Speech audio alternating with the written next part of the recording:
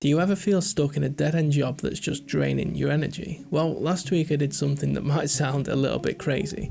I quit my 7-year job to go all in on YouTube, and I'm now working for one of the top YouTube agencies in the world. But that bold move didn't just happen overnight, it started with building my YouTube channel. And there's a hidden reason why most creators don't break free from their 9 to 5 that's not fulfilling them. And it's not about the algorithm, but it's actually about how you use your time. So today I'll reveal 3 of the key leverage points that changed absolutely everything for me. Now if you're like me, you've probably had what I call a Neo from the Matrix moment, where you've woken up feeling stuck, wondering if your full potential is being wasted on your 9 to 5 job. Now after having this Neo from the Matrix moment, I started YouTube in March 2023 with a simple mission. The aim of this channel is to help creators become better in their creative skill. Since then I've been studying, experimenting and creating content on YouTube, which has helped me to launch my first business, earn my first income online and do a load of other cool things too. But I don't say this lightly, YouTube completely changed my life. So let's dive into why YouTube could be your secret weapon and how you can use it to unlock opportunities that will change your life forever. Do you ever feel like Phil from Groundhog Day, where you're living that same day on repeat? You've got the same old routine, same old job, you're doing the same thing day in, day out. Well, I was in that same place when it came to my career. 5 years in a job with practically zero progression. Now don't get me wrong, it helped me to learn some skills that I know today, and it helped me to meet some incredible people. There was just something about it that wasn't satisfying or fulfilling me. I was sat at my desk most days thinking, come on Nat, what are you doing with your life? Now I wasn't even someone who was confident in front of camera, never mind teaching a whole group of people about a certain subject. That kind of thing just made my heart pound. So YouTube was never on my radar as a career move. But that stagnant feeling every single day made me ask, what real impact am I having on the world? So I started looking into passive income ideas, and that's when I stumbled across YouTube. And trust me, YouTube is far from easy money. It's more about building something meaningful that has the potential to change your life forever. But regardless, I committed to YouTube, and within 6 months I'd started my own business, earned my first money online, landed my first clients, and even got that interview that completely changed my career forever. Think about someone like Ali Abdaal. He was working as a doctor in a stable and well-paid job, but after creating videos that helped students pass courses, he realised the true power of YouTube, quit his job and went all in. And that's exactly the kind of shift that I'm talking about. Think about how YouTube has the potential to elevate your skills, take what you know and put it in front of an audience of people to impact people's lives, and even potentially buy your products, buy your courses and even buy your services. It's about shifting from that 9 to 5 is my everything mindset to the potential that YouTube has to offer. Now, when I first started, I didn't really know what to focus on. I started teaching people about music theory and music production because I'd been playing drums for over 14 years, but I quickly realised that making videos around something you can't see yourself building a business out of just doesn't work. So after a few months, I pivoted and started sharing what I was learning about business strategies. And I've been through multiple different niches since, and it wasn't a straight path because it meant I built a very mixed audience. But every pivot taught me more about my strengths, who I was really making videos for, and what my audience really wanted. But it doesn't matter where you start, it just matters whether you start. And once you do, you can always pivot and fine-tune your niche based on what you're learning and what your viewers actually want to watch. And all you need to do to grow on YouTube just boils down to 3 simple steps.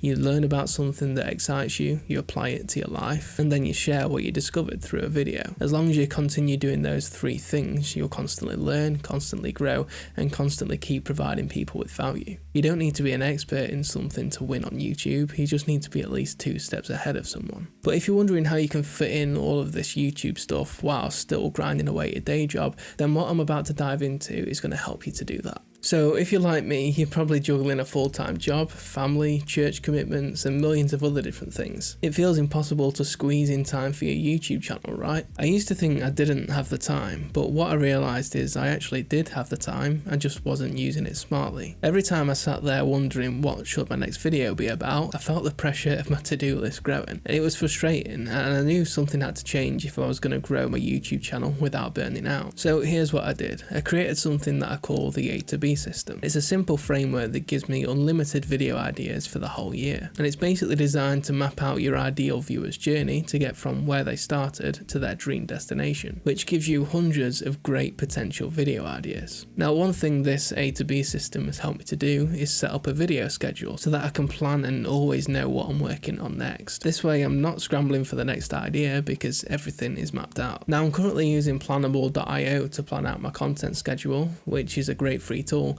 but you can use whatever works best for you. But there's one thing that completely changed my perception on time: Parkinson's law.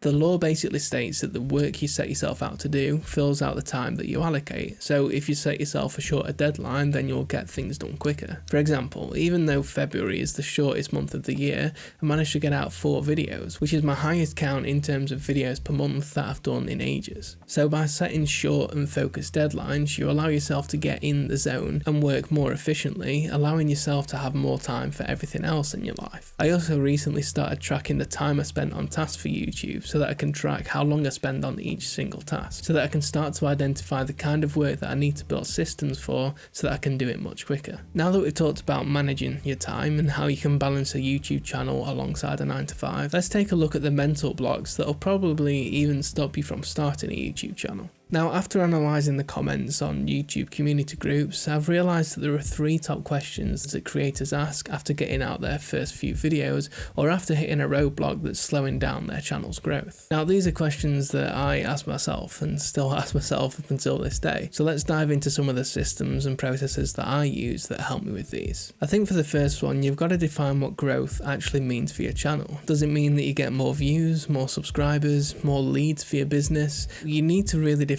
what growth actually means. For me, at first, I wanted to learn the skill of making YouTube content, and then eventually one of the things that I wanted to do was go viral, but then I realised going viral isn't that important. Now, let me ask you a question. Would you rather go viral with 200,000 views on a video that was just sharing surface level advice, or would you rather go viral for what it means to go viral in the niche that you've chosen? Maybe that's 2,000, 12,000, 20,000 views on a video that shares in-depth strategies, systems, stories, and advice that have the potential to change someone's life completely. You see, I'd prefer to go viral with the right people and the right video. Now, that doesn't mean you can't make broad videos that have the potential to go viral, but what I'm saying is if you create a video that is specific to a certain type of person and that video goes viral for, like I said, what it means to go viral in your niche, then you're pulling in more of the exact person that you want to be watching your videos. It's like casting a net and catching tuna, trout, goldfish. Now, I have no idea if those fish swim in the same waters. I'm no fishing expert,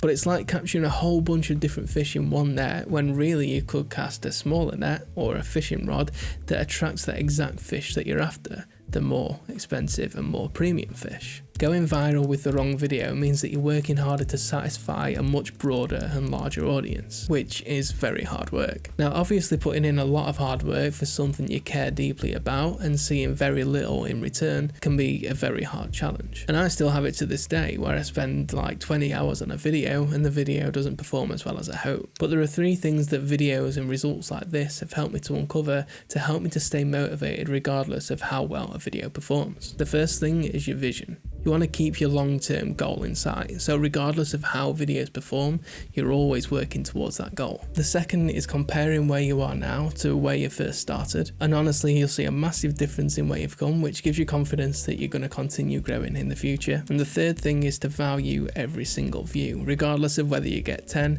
100, 1,000, 100,000 views on your videos. Every single view that you get is a life that you can impact. But how can I come up with original content on my channel? Now, I've already mentioned the A-to-B system, which helps you come up with multiple different video ideas for your channel, but how do you make those ideas original, especially if you feel like your niche is saturated? Well, there are 3 key things that you can do to make your content original regardless of the topic. First, use your own experiences. Second, share your personal stories as anecdotes. And third, create your own systems, strategies and frameworks. But how do you stay consistent with YouTube while having a demanding job? Well, you can be smart with your time and outsource pretty much everything to AI, which I'll cover in a little bit. You can create consistent content and know exactly what video you're making next with the A-to-B system. And you can plan by having a content schedule that tells you what you're getting out and when. But if you're feeling stuck in your 9 to 5 and you want to start creating educational YouTube content content to help grow and scale a business, and use YouTube to open up doors that can change your life forever, like it did with me, then I encourage you to book a free 20-minute call where we can talk through exactly how you can get started. Alright, here's the thing. Trying to do everything on your own can seriously drain your energy and stall your progress. I used to think having complete control was the only way to maintain a unique style, but honestly,